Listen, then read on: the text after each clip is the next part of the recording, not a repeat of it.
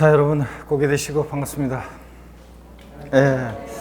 자, 오늘 교재는 여러분 요약지 636페이지입니다. 오늘 마지막이죠, 여러분들. 핵심 요약 과정 마지막인데 벌써 이렇게 푸르른 5월에 시작했는데 벌써 여러분들 여름이 되고 이제 시간이 이렇게 흘러갑니다. 마지막 시간이 돼버렸네요.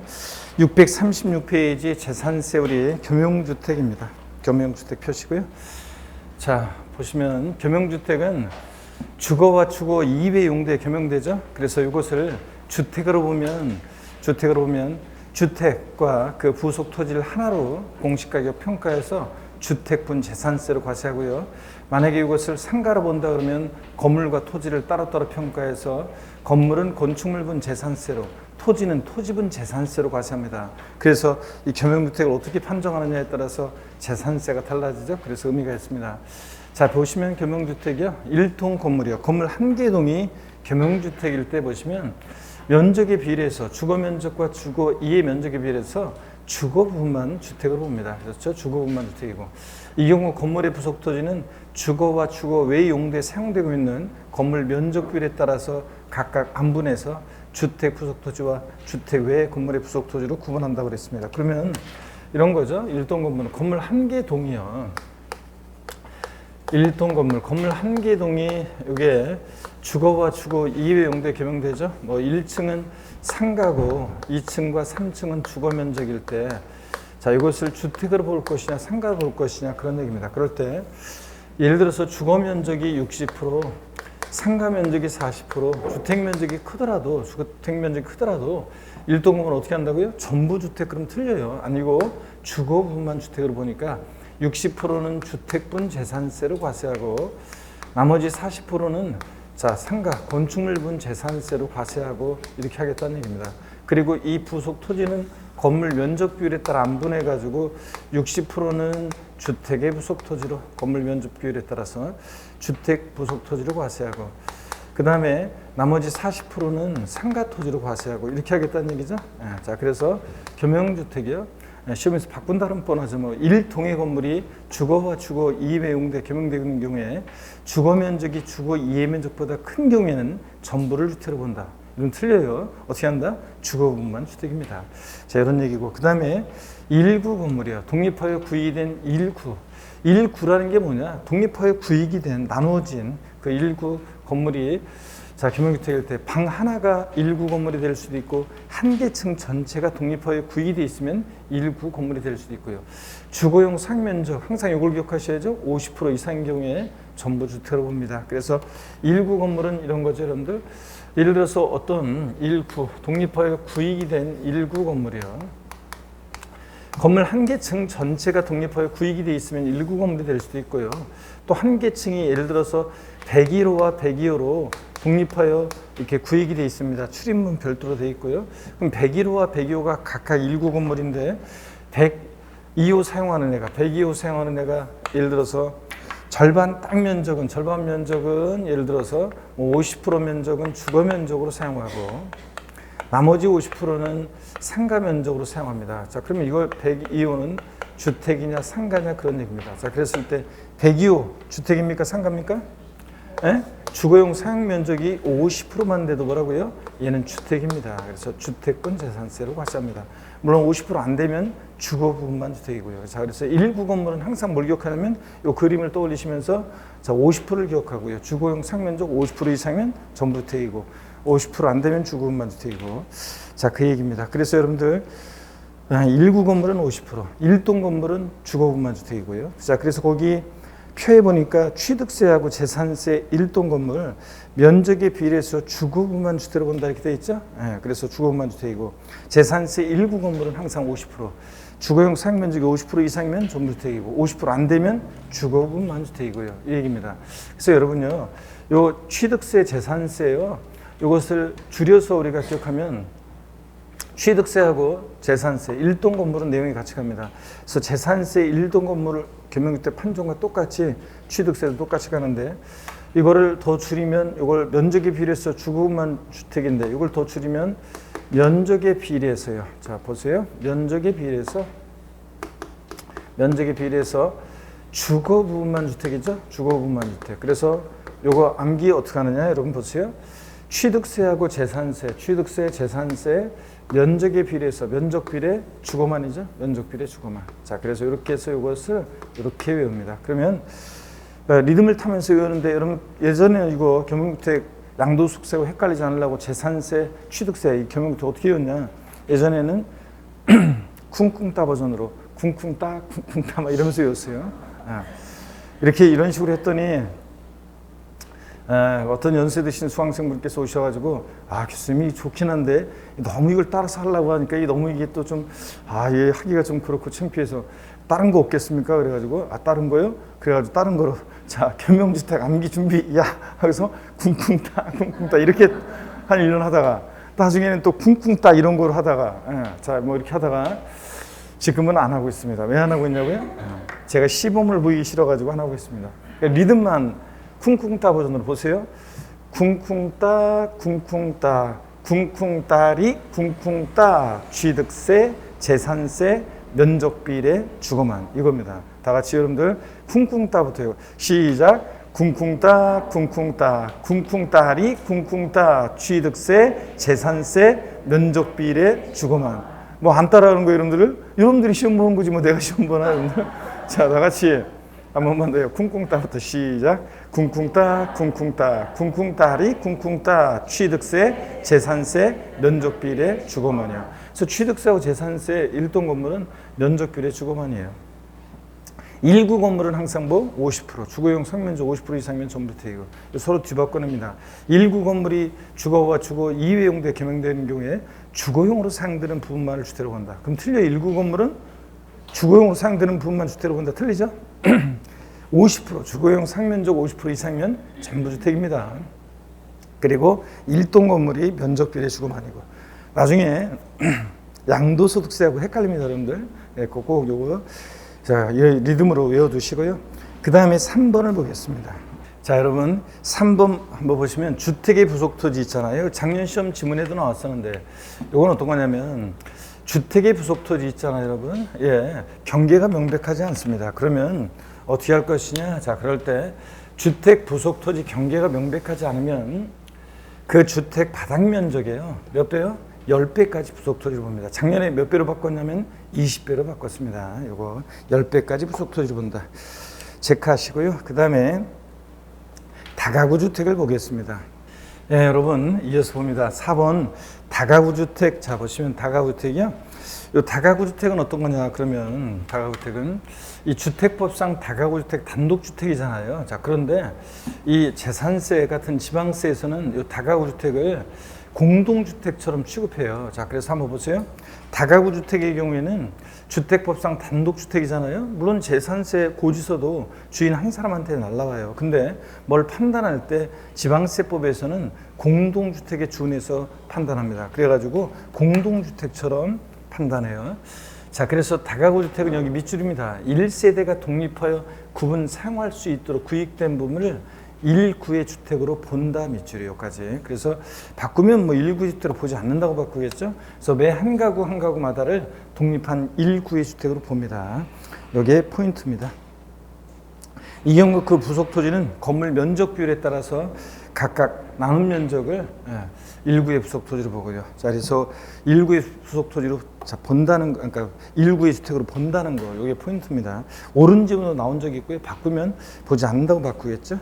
그 다음에 과세대상별 재산세 구분은 여러분들이 한번 읽어보시면 되겠습니다. 자, 그래서 보시면 되고 일단 문제 한번 풀어보겠습니다. 보시면 지방세법상 재산세 과세 대상에 대한 설명이다. 이 종 틀린 거 그랬습니다.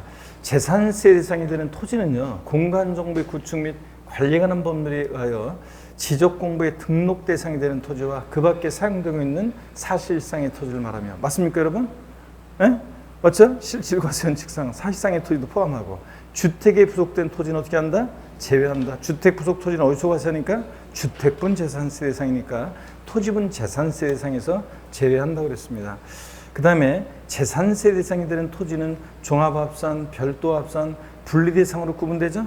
예, 이따 문제 보겠지만 작년 시험에서는 여기다가 자 주택을 슬쩍 집어넣고 주택과 토지와 주택은 종합합산, 별도합산, 분리대상으로 구분된다 이렇게 바꿔서 나오게 됐었는데 주택이라면 세대원이 장기간 독립된 주거 생활을 영위할 수 있도록 구조로 된 건축물의 전부 일부 및 그 부속 토지를 말하고요. 그렇죠 여러분들? 예, 자 그다음에 다가구 주택 보겠습니다.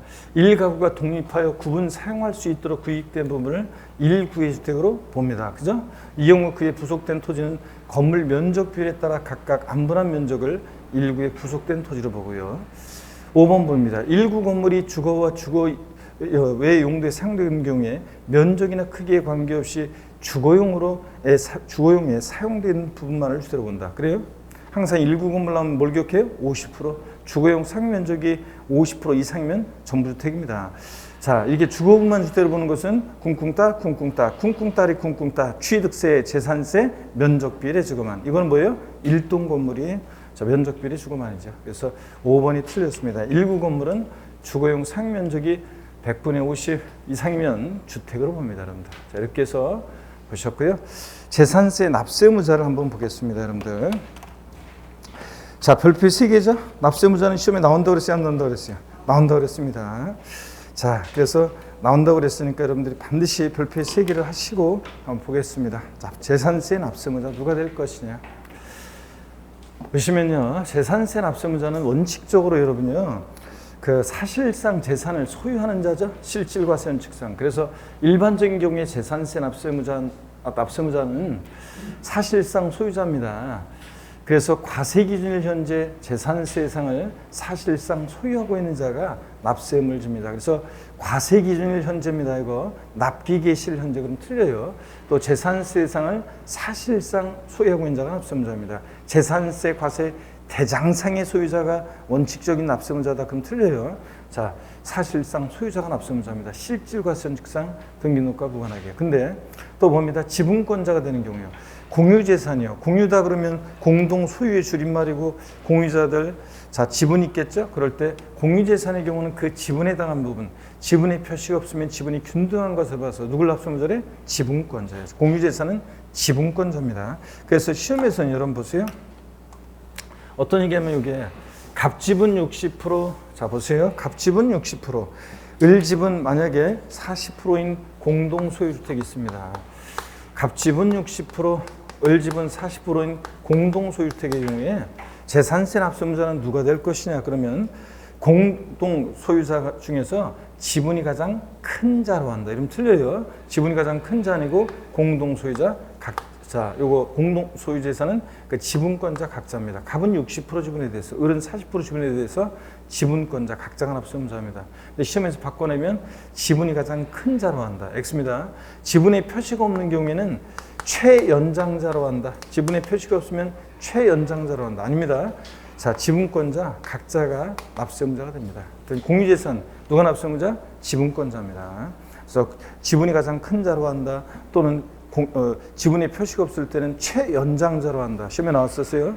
아니면 지자체 장이 지정하는 사람으로 한다. 아니고 공유재산 누가 납세 의무자? 지분권자. 아무리 꼬시고 넘어가면 안 되고요. 주택의 건물과 부속토지 소유자가 다른 경우, 주택의 건물과 부속토지 소유자가 다를 경우에는요, 그 주택에 대한 산출세를 건축물과 부속토지 포인트죠. 시가순액 비율로, 건축물과 부속토지 시가순액 비율로요. 면적 비율 아닙니다. 시가순액 비율로 안분 계산한 부분에 대해서 그 소유자를 납세 의무자라고 합니다. 그래서 이거 바꾸면 면적 비율로 나누어 X입니다. 면적 비율 X고 거기 시가순액 비율로 나눕니다. 그래서 거기 여러분들이 두 번째 줄에 시가순액 비율 있죠? 돼지꼬리 땡냐 해가지고 면적 비율 X 해놓으시면 돼요. 아니고 시가순액 비율로 나누어 계산합니다. 자, 그러면 나누어 그 소유자를 납세 의무자라고 하는데 어떤 얘기냐면 주택의 건물과 토지 소유자가 달라요. 주택이 있는데 주택의 건물과 토지의 소유자가 다르다. 건물과 토지의 소유자가 달라요. 주택 소유자는 갑이고 토지 소유자가 을이다. 그러면 이 주택에 대해서 재산세 세액 계산하는데 이따가 이제 어떻게 계산하는지는 또 이따 볼 거고 세액 계산했다. 나온 세액에 대해서 누가 납세 의무자가 될 것이냐? 그럴 때 원래 주택은 공시가격을 하나로 평가하는데 건물과 토지를 이럴 때는 주택과 토지 시가표준액을 각각 구합니다. 그랬더니 이 시가표준액 비율이 6대 4의 비율이다. 이 시가표준액 비율이 만약에 6대 4의 비율이면 이 나온 색에 대해서 40%는 토지 소유자 의리, 60%는 주택 소유자 갑이 각각 납세의무자가 됩니다. 그래서 재산세 고지서도 각각 이렇게 부과가 됩니다. 자, 이렇게 해서 여러분들 알아둡니다. 자, 그래서 주택의 건물과 토지 소유자가 다를 경우에 주택의 건물과 토지 면적 비율에 따라 나눠 계산한 부분에 대해서 그 소유자를 납세의무자라고 한다. 이렇게 바꿀 수 있습니다. 아닌 것보다 시가표준액별로 나눕니다. 그 포인트고. 그 다음에 이제 이어서 보겠습니다. 예외적으로 이제 보시면 이게 원칙인데 예외적으로 보시면요. 공부상 소유자가 납세의무자가 되는 경우도 있어요. 자, 그래서 어떤 경우에 공부상 소유자가 납세의무자가 되는지 한번 보겠습니다. 자, 여러분 이어서 납세의무자 예외적인 경우를 한번 보도록 하겠습니다. 보시면 공부상 소유자가 되는 경우가 있는데요. 공부상 소유자가 납세의무자가 되는 경우 어떤 경우냐? 공부상의 소유자가 매매 등의 사유로 소유권의 변동이 있었음에도 불구하고 이를 신고하지 아니해서 사실상 소유자를 알 수 없을 때는 공부상 소유자가 됩니다. 어떤 거냐면 갑과 을이라는 사람이 있습니다. 자, 두 사람이 부동산을 매매한다 그러면 보세요. 매매할 때 만약에 매수인 을이 계약금, 중도금, 잔금을 2021년 5월 31일 날 만약에 잔금을 치렀어요. 근데 소유권 이전 등기는 6월 20일 날 등기가 됩니다. 자, 그러면 당연도 재산세는 누가 납세의무자가 될 것이냐? 그러면 재산세는 항상 언제요? 과세 기준일 6월 1일 기준으로 판단합니다. 6월 1일 날 봤을 때는 공부상 소유자는 여전히 매도인이고요. 근데 5월 31일 날 잔금을 치렀으니까 이 재산을 사실상 소유한 자는 매수인 을입니다, 여러분. 자, 그러면 당연도 재산세 납세의무자 누가 되느냐? 재산세는 원칙적으로 과세 기준일 6월 1년제 재산을 사실상 소유하는 자가 납세의무자라고 그랬지 아까? 그런데 문제는요, 사실은 이제 이런 게 있어요. 이렇게 권리 변동이 있는데 과세 기준일까지 등기가 이행이 안 됐을 때는 이 공부상 소유자가 뒤에 나온 얘기인데요. 과세 기준일 6월 1일로부터 10일 이내, 6월 10일까지요. 이런 권리변동 사실을 계약서 첨부해서 시장군수한테 신고해 주게 돼 있어요. 그래서 신고를 했습니다. 그러면 공무원이 딱 보니까 등기는 아직 안 되는데 5월 30일 날 잔금을 치렀네. 그래서 6월 1일 현재 재산을 사실상 소유하는 자는 매수인 을이네. 자, 그래서 매수인 을이 원칙적인 납세의무자가 됩니다. 원칙적인 납세의무자가. 근데 문제는요. 과세 기준일까지 등기가 안 됐을 때는 권리변동이 있을 때 6월 1일부터 10일 이내 신고해 주게 되는데 이 신고를 안 했어요. 그러면 과세권자는 언제 잔금 치러지고 이런 걸 모르잖아요. 그래서 사실상 소유자가 누군지 알 수가 없다. 자, 그럴 때 누가 납세의무자가 되냐? 공부상 소유자가 납세의무자가 된다는 거. 이런 것들을 우리가 기초과정부터 우리가 배웠었습니다, 여러분. 자, 그래서 공부상 소유자가 매매 등의 사유로 소유권의 변동인데도 이를 신고 안 해서요. 언제 자금 치료 이런 걸 모르죠. 그래서 사실상 소유자 알 수 없을 때 누가 납세의무자? 공부상 소유자가 납세의무자가 되는 경우도 있다. 그런 얘기입니다. 그 다음에 또 보세요. 공부상의 개인 명의로 등재되어 있는 종중재산으로서 종중소유물 등기도 안 하고 신고도 안 했어요. 그럼 과세권자 이게 실제 종중재산인지 어떻게 알아요? 자, 그러니까 그럴 때는 그냥 공부상 개인 명의로 등재되어 있는 그 공부상 소유자가 납세의무자가 됩니다. 근데 법령의 반대 해석으로 종중소유물을 등기하거나 만약에 신고를 했다. 그럼 종중재산인지 알게 됐으니까 그럴 땐 누가 납세의무자? 종중이 납세의무자가 되는 거고요. 자, 그런 얘기입니다. 그래서 그런 얘기들 여러분들이 꼭 알아두시고요. 계속 이어서 보겠습니다. 사용자가 되는 것도 한번 볼게요. 이번에 자, 사용자가 되는 건 어떤 거냐면 이런 겁니다. 자, 사용자가 되는 경우요. 소유권의 귀속이 분명하지 않습니다. 소유권의 귀속이 불분명해서 사실상 소유자를 알 수 없을 때 이런 건데 소유권의 귀속이 불분명하다는 것은 여러분 어떤 거냐? 공부상 소유자를 상대로 소송 중인 경우 또는 공부상 소유자가 장기간 행방불명인 경우를 말해요. 그래서 예를 들어서 어떤 재산에 대해서요. 갑이라는 사람이 공부상 소유자인데 이자를 상대로 을이 소송 중이에요. 그래서 소유권을 놓고 서로 다투고 있어요. 그럼 과세권자는 자, 얘가 승소할지 알 수 없잖아요. 소유권의 귀속이 불분명하죠. 그런데 재산세는 수익세이기 때문에 이럴 때는 현재 이 재산을 사용하고 있는 누구요? 사용자를 납세의무자랍니다. 자, 그래서 사용자 또는 공부상 소유자가 장기간 행방불명일 때 우리가 소유권의 귀속이 불분명하다 이렇게 얘기합니다. 그럼 여러분 보세요. 시험에서는 어떻게 바꾸느냐? 소유권의 귀속이 불분명하여 사실상 소유자를 알 수 없을 때는 공부상 소유자이다. 그럴듯하죠? 근데 사실상 소유자 알 수 없으니까 공부상 소유자. 그럴듯하지만 공부상 소유자를 상대로 소송 중에 있거나 얘는 어디 간지 알 수 없습니다. 그러니까 누가 납세의무자? 사용자예요. 그래서 재산세에서 사용자가 되는 거 딱 이거 하나예요. 소유권의 귀속이 불분명해서 사실상 소유자 알 수 없다. 사용자. 이거 꼭 기억하시고요. 그 다음에 매수계약자가 되는 경우도 한번 봅니다. 국가지자체, 지자체 조합과요. 자, 이거 반드시 국가지자체, 지자체 조합과요. 첫 번째 요건입니다. 두 번째, 그냥 매매 계약이 아니라 연부 매매 계약을 체결하고 그 사용권을 무상으로 하는 경우에, 그 사용을 무상으로 하는 경우에, 즉 무상 사용권을 부여받은 경우에 누가 납세의무자냐? 공부상으로는 연부금 다 치르기 전까지는 국가 등의 소유예요. 근데 실질적으로는 권리 변동이 됐다고 봐서 누가 납세의무자? 매수 계약자, 사용권을 무상으로 받은 자가 납세의무자가 됩니다. 또 두 번째, 이것도 시험에 한 2번 나온 적이 있는데요. 국가가 선수금을 받아 조성하는 매매형 토지로서 사실상 조성이 완료된 토지 사용권을 무상으로 받은 경우에는 그 사용권을 무상으로 받은 자를 매수 계약자로 본다. 법률에 기재해 있어요. 그 말은 사용권을 무상으로 받은 자가 납세의무자가 된다. 그런 얘기입니다. 이렇게 해서 이것도 자, 공부상은 국가 등의 소유지만 실제로 권리 변동이 됐다고 봐서 누가 납세의무자? 매수 계약자예요. 근데 여러분 거기 동그라미 3번을 또 주의하셔야 되는데 어떤 거냐면 동그라미 3번 보세요. 만약에요, 동그라미 3번, 동그라미 3번 한번 봅니다. 이 3번이 이게 생략이 되는데, 거기 교재 637페이지 봅니다. 동그라미 3번. 다만 법인과 연부매매 계약을 체결하는 경우에는 매도 계약자인 법인이 납세의무자가 된다. 이렇게 돼 있죠? 자, 요거는 그러니까 국가 지자체 조합과 연부매매 계약을 체결했어야지 무슨 법인과 연부매매 계약 체결하고 자, 무상 사용권을 부여받았다. 그럴 때는 매도 계약자인 누구? 법인이 납세의무자가 됩니다. 이거는 예규 내용이라 동그라미 3번은 참고적으로 알아두시고요. 동그라미 1번과 2번은 법령 내용이니까 꼭 알아두시고 시험에 여러 번 나왔고요. 자, 그 다음에 4번 위탁자가 되는 경우 한번 보겠습니다. 이건 뭐 올해 개정된 내용인데 시험에 나오는 거죠? 나오면 전국의 강의 들은 수험생은 다 맞춘다고 그랬습니다. 자, 그래서 혼자만 틀리면 안 되고 신탁법에 의해서 수탁자 명의로 등기된 그 신탁재산의 경우에 누가 납세의무자라고 여러분들? 위탁자로 올해 바뀐 거, 위탁자로 바뀐 거 꼭 알아두시고 이 경우 위탁자가 신탁재산을 소유하는 것으로 봅니다. 하여튼 신탁재산 누가 납세의무자? 위탁자 꼭 알아둡니다, 여러분들. 자, 그 다음에 계속해서 보시면 주된 상속자 되는 경우 보세요. 상속이 개시된 재산인데요. 상속 등기 안 되고 사실상 소유자 신고도 안 됐어요. 그럴 때는 누가 납세의무자냐? 여러분 상속 등기는 상속인 전원에 대해서 전원 명의로 하는 건데 상속 등기가 안 됐다는 것은 누가 상속받을지 포기할지 모른다는 얘기예요. 그래서 이럴 때 상속 등기 안 됐고 근데 또 이렇게 상속이 개시된 재산일 때는 사실상 소유자가 누군지 신고해 주게 돼 있는데 그것도 안 됐어요. 그럼 어쩔 수 없어요. 과세권자는 이분이 사망했다는 사실은 사망 신고로 알게 되고 그러니까 누가 납세의무자냐? 주된 상속자를 납세의무자로 합니다. 그럴 때 상속 순위를 보고 결정하는데 그때요.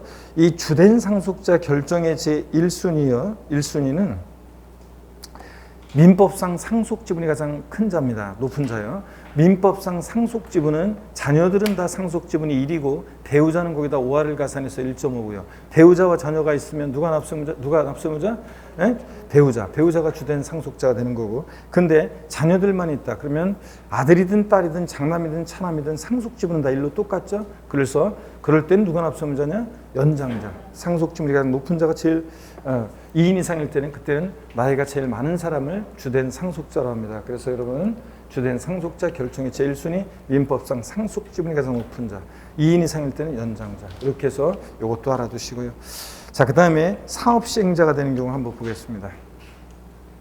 우리 환지계획에서 환지로 정하지 않고 채비지 보류지로 정한 경우에 채비지 보류지는 누가 납세의무자? 사업시행자입니다. 사업시행자. 채비지 보류지 사업시행자. 근데 시험에서 어떻게 바꿔놨냐?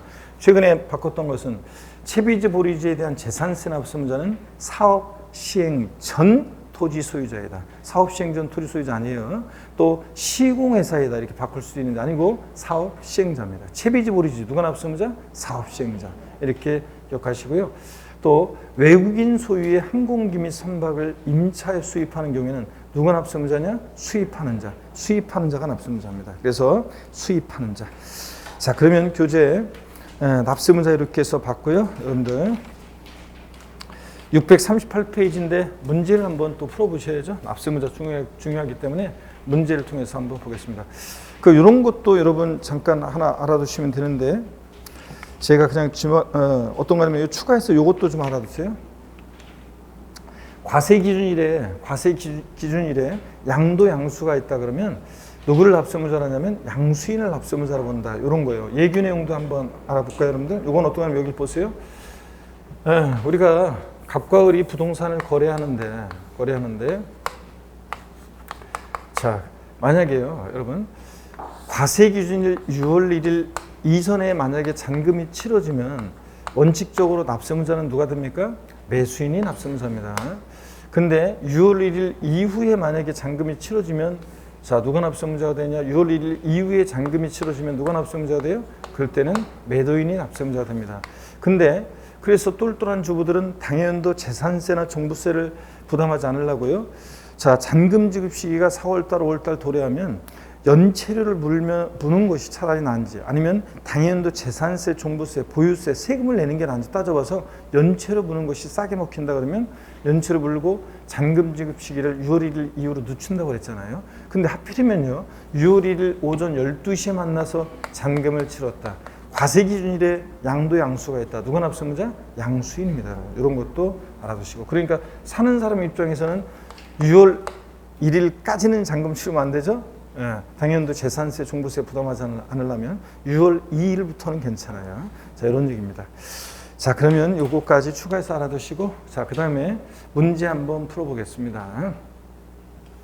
자, 문제 한번 풀어보시는데, 먼저 봅니다. 지방세법상 재산세 과세 대상 및 납세의무자에 관한 설명으로 옳은 것은 단 비과세는 고려하지 않는다. 신탁재산의 위탁자가 재산세, 가산금 또는 체납 처분비를 체납한 경우로서 그 위탁자의 다른 재산에 대하여 체납 처분을 하여도 징수할 금액에 미치지 못할 때는 해당 재산의 수탁자는 그 신탁재산으로서 위탁자의 재산세 등을 납부할 의무가 있다 그랬는데 맞습니까, 여러분? 요거 뒤에 이제 우리 더 나올 건데요. 뒤에 나올 건데, 자, 뒤에 나오는 건데, 우리가 올해부터 이제 신탁재산은 위탁자 납세의무자로 바뀌었잖아요. 근데 그 위탁자가요, 재산세 등 세금을 못 내요. 그 위탁자의 재산으로. 그러면 그 수탁자가 자기가 신탁받은 재산에서 그 위탁자의 못 낸 재산세를 납부할 의무가 있다 그런 얘기입니다. 만약에 이런 규정이 없으면 사람들이요, 자, 위탁자가 재산세 납세의무자예요? 자, 신탁 다 해버리고, 그리고 나는 없는데 아무것도 뭐 이렇게 나올 거 아니에요. 그렇기 때문에 수탁자가 그 신탁 재산에서 위탁자의 세금을 납부할 의무가 있다는 거. 요거는 이제 종합부동산세도 똑같이 나와요. 똑같이 종부세도 나온다. 그래서 이게 1번이 일단 맞습니다. 자, 1번이 맞고요. 요건 자, 알려드리면 1번이 맞습니다. 정답이고요. 나머지 한번 보겠습니다. 토지와 주택에 대한 재산세 대상은요, 종합합산 대상, 별도합산, 분리대상으로 구분한다. X입니다. 주택도 종합, 별도, 분리대상으로 구분해요? 아닙니다. 토지만 이렇게 하는 거지. 토지만. 그래서 주택 때문에 틀렸습니다. 작년 기출 문제인데 보세요. 국가가 선수금을 받아 조성한 매매형 토지로서 사실상 조성이 완료된 토지 사용권을 무상으로 받은 자는 재산세 납부할 의무가 없다. 그래요? 아닙니다. 사용권을 무상으로 받은 자가 재산세 납세의무자가 된다고 그랬습니다. 주택의 부속토지 경계가 명백하지 않은 경우에 그 주택 바닥 면적의 20배에 해당하는 토지를 주택 부속토지로 본다. 그래요? 아닙니다. 지방세는 무조건 건축물의 부속토지 경계 불분명하다. 바닥 면적이 몇 배? 10배입니다. 우리가 취득세에서 별장, 고급 오락장, 고급 주택의 부속토지 경계 불분명하다. 바닥 면적 몇 배요? 10배까지 부속토지를 받고, 재산세에서 주택 부속토지 경계 불분명하다. 바닥 면적 몇 배? 10배입니다. 지방세 무조건 10배입니다. 자, 5번이요. 재산세 대상인 건축물의 범위에는 주택을 포함한다. 그래요? 아닙니다. 주택은 주택분 재산세 대상으로 독자적으로 과세하는 거지, 재산세 대상 토지, 건축물, 주택, 선박, 항공기잖아요. 그러니까 주택은 주택분 재산세 대상이지 건축물 범위에 포함되지 않습니다, 여러분들. 자, 그래서 1번이 정답입니다. 자, 그럼 이렇게 보셨고요. 다음 문제 한번 또 보겠습니다. 자, 지방세법상 재산세 납세무자에 관한 설명으로 자, 틀린 것은 그랬습니다. 상속이 계시된 재산으로서 상속등기 이행되지 않고 사실상 소유자를 신고하지 않았을 경우에 민법상 상속지분이 가장 높은 자, 상속지분이 가장 높은 자가 2명이 생길 때는 연장자. 맞습니까, 여러분? 예, 얘가 뭐예요? 지금 주된 상속자라는 얘기죠. 자, 상속 개시된 재산인데 상속 등기도 안 되고 사실상 소유자 신고도 안 됐다. 누가 납세무자? 주된 상속자. 지금 맞잖아요. 주된 상속자. 민법상 상속지분이 가장 높은 자. 2번 신탁법에 따라 수탁자 명의로 등기등록된 신탁재산의 경우에 위탁자별 구분된 재산, 그 수탁자. 아닙니다. 누가 납세무자입니까? 이제 신탁한 재산은 누가 납세무자? 위탁자입니다. 이제 위탁자라는 거. 이건 상식처럼 알고 있어야 되고요. 2번이 정답입니다. 자, 그래서 나머지 내용들은 여러분들이 자 보시면 되겠습니다. 자, 이렇게 해서 2번이 정답입니다. 이렇게 보시고요. 그 다음에 잠깐만요. 해설을 좀 더 한번 볼까요? 좀 더. 네. 우리가 올해 개정된 내용 한번 봅니다. 신탁법 규정에 따른 수탁자 명의로 등기등록된 신탁재산의 경우에 누가 납세무자입니까? 위탁자인데 다만 주택법에 따른 지역주택조합 및 직장주택조합이 조합원이 납부한 금전으로 매수하여 소유하고 있는 신탁재산의 경우에는 해당 지역주택조합이나 직장주택조합이 납세무자가 된다 그런 얘기고, 하여튼 이 경우 위탁자가 신탁재산을 소유하는 것으로 봅니다. 하여튼 수탁자에서 올해 위탁자로 바뀐 거 상식처럼 여러분이 알고 계셔야 되겠습니다. 자, 그럼 이렇게 봤고요. 이제 과세표준 및 세율입니다. 자, 보시면 재산세 과세표준 세율인데, 자, 638페이지 역시 또 과세표준과 세율도 역시 또 중요합니다, 여러분들. 작년엔 제가 무조건 나온다고 했는데 작년에 무조건 나왔습니다. 올해도 또 역시 근데 과세표준과 세율은 역시 또 중요하다. 그래서 잘 여러분들이 보셔야 되겠습니다. 자, 보시면요. 재산세 먼저 과세표준입니다. 여러분 재산세 과세표준은 재산가액입니다. 재산가액인데 재산세는 보통 징수하니까 세무공무원이 결정하죠. 자, 세무공무원이 과세표준을 결정하는데 개인 법인 구별 없이 항상 지자체장이 무엇을요? 시가표준액을 기준으로 결정합니다. 요거 알고 있는지 시험에서 여러 번 물어봤습니다. 법인이 소유하는 재산의 경우는 법인 장부상 입증되는 가격으로 한다. 법인이 소유하는 재산의 경우는 법인 장부상 입증되는 가격으로 한다. 아닙니다. 법인 소유 재산도 항상 뭘 기준으로 한다? 시가표준액을 기준으로 합니다. 국가나 지방자치단체로부터 지방자치단체로부터 취득한 재산은 그 사실상 취득가격을 재산세 과세표준으로 한다. X입니다. 국가나 지자체로부터 취득한 재산, 그 사실상 취득가격 아닙니다. 국가나 지자체로부터 취득한 재산도 무엇으로요? 시가표준액을 기준으로 합니다. 시가표준액을. 항상 지방세는 지자체장이 생계산할 때 시가표준액으로 합니다. 자, 그러면 계속 이어서 보겠습니다. 먼저요, 우리 재산세, 토지건축물, 주택의 경우에 재산세 과세표준은 과세기준일 6월 1년제 시가표준액으로 한다 이러면 틀려요. 시가표준액에다가 반드시 토지건축물, 주택은 뭘 곱한다? 공정시장가액 비율이라는 걸 곱하죠. 부동산 시장 동향과 지방재정 여건 등을 고려해서 정하는 공정시장가액 비율을 반드시 곱합니다. 안 곱하면 틀려요. 자, 그래서 이 토지건축물의 공정시장가액 비율은 지방세법에는 50에서 90% 범위에서 정한다고 지방세법에 되어 있는데 현재 시행령에 의해서 몇 프로예요? 70%예요. 토지건축물 반드시 곱한 금액이어야 됩니다. 70% 곱한 금액이어야 되고, 주택의 공정시장가액 비율은 시가표준액의 40에서 80% 범위에서 정해지는데, 자, 지방세법에 이렇게 정한다고 되어 있는데 시행령에 의해서 구체적으로 지금 몇 프로입니까? 60% 곱한 금액입니다. 그래서 반드시 곱해야지 안 곱하면 틀려요, 여러분들. 그래서 만약에 개별 공시지가가 1억 원인 토지가 있으면, 개별 공시가 1억 원 토지가 있으면 그 1억 원이 바로 과세표준되는 것이 아니라 토지 시가표준액은 개별 공시지가고요. 그래서 개별 공시가가 1억 원인 토지가 있으면 그 1억 원이 바로 과세표준이 되는 것이 아니라, 여러분 거기다가 공정시장가액 비율, 자, 반드시요 공정시장가액 비율을 몇 프로 곱합니까? 70% 곱한 금액이죠. 그러니까 토지 시가표준액은 개별 공시가인데 과세 기준일 6월 1일 현재 개별 공시가가 1억 원인 토지가 있다면 1억 원이 바로 과세표준 되는 것이 아니라 이 토지 재산세 과세표준은 시가표준액의 공정시장가액 비율, 토지니까 몇 프로? 70% 곱한 7천만 원이 된다는 거예요. 이거.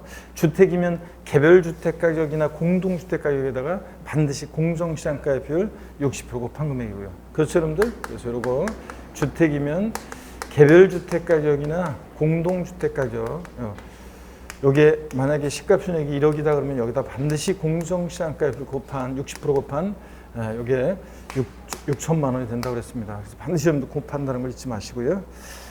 주택은 단독이든 공동이든 고급주택이든 별장이든 일반 주택이든 똑같이 다 60%입니다. 공정시장가 비율. 별장이라고 그래서 뭐 70% 아니고요. 그래서 그 다음에 선박 항공기 재산세 과세 표준입니다. 얘는 과세 기준일 현재 시가 표준액으로 합니다. 그래서 선박 항공기는 자 공정시장가 곱한다 안 곱한다는 거 꼭 잊지 마시고 여러분들. 그래서 토지 건축물은 70%, 주택은 몇 프로? 60% 반드시 곱한 금액이다. 선박 항공기는 안 곱하고요. 그래서 재산세 과세 표준 결정 시에 시가 표준액에 공정시장가 표를 적용하는 것은 토지 주택에 한한다. 재산세 과세 표준 결정 시에 시가 표준액에 공정시장가 표를 적용하는 것은 토지 주택에 한한다. 아닙니다. 모두 건축물도요. 자, 이렇게 잊지 마시고 그러면 여기를 한번 보도록 하겠습니다, 여러분. 이 화면 한번 보세요, 여러분들. 화면 한번 보시면 자, 화면을 한번 봅니다. 화면을 보시면 먼저요.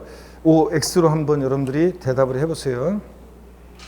OX로 한번 대답을 해보는데 선박 항공기 경우 공정시장가액을 곱하지 않는다. 맞습니다, 여러분. 자, 또 봅니다. 여러분들 교재 답이 있으니까 여기를 보세요. 법인 또는 국가지자체와의 거래에 대해서는 사실상 거래 가격을 재산세 과세 표준으로 한다. 네? X입니다. 항상 국가지자체, 법인 소유, 국가지자체 이런 거 거래 이런 거 구별하지 않고 항상 재산세는 무엇으로 화표 결정해? 시가 표준액으로요. 시가 표준액을 기준으로 합니다. 법인이 소유하는 재산의 경우에는 법인 장부상 입증되는 가액을 재산세 과세 표준으로 한다. 법인 소유 재산도 무엇으로 합니까, 여러분? 시가 표준액으로 합니다. 아무리 이렇게 꼬시고 넘어가면 안 돼요. 법인 소유 재산도 시가 표준액으로 합니다. 그 다음에 또 계속 이어서 보세요. 여러분 답이 교재에 있으니까 여기를 봅니다. 단독주택의 재산세 과세 표준은 토지 건물을 일체로 한 개별 주택 가격으로 한다. 예? X입니다. 왜 틀렸습니까, 여러분? 여기다가 개별 주택 가격에다 뭘 곱했어야 돼? 공정 시장가의 비율을 곱했어야 됩니다. 60%를 안 곱해서 틀렸습니다. 그 다음에 공동주택의 재산세 과세 표준은 법령에 따른 시가 표준액에 100분의 60을 곱하여 산정한 가액으로 한다. 맞죠, 여러분들? 시가 표준액에다가 주택, 공정시장가의 비율, 주택 몇 프로? 60%. 자, 그래서 맞습니다, 여러분들. 이렇게 해서 과세 표준을 이해하시고요. 자, 그러면 재산세 세율입니다. 638페이지 재산세 세율인데요.